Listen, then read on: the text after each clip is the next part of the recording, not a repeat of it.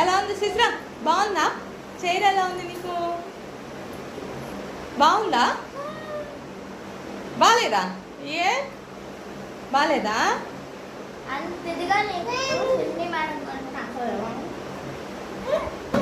అమ్మో అక్క అని పిలు.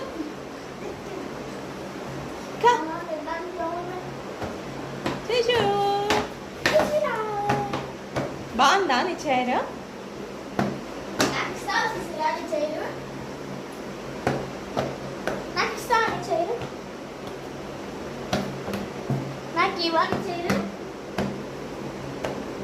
ఎంజాయ్ చేస్తుంది.